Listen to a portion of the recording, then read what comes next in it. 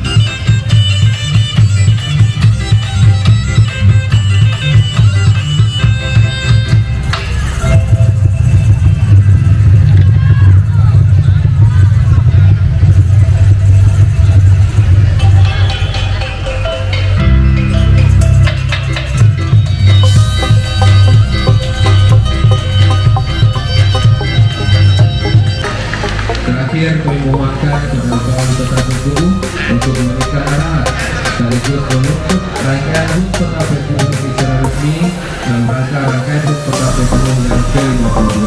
Dirgahayu Kota Bengkulu makin dibuat maju berprestasi di dunia. Wassalamualaikum warahmatullahi wabarakatuh.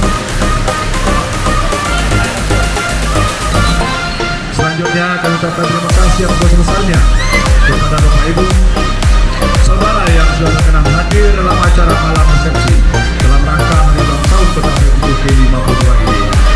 Kami mengapresiasi dan bangga atas laksana dan rangkaian acara peringatan HUT ke-52 Kota Bengkulu tahun 2002 ini.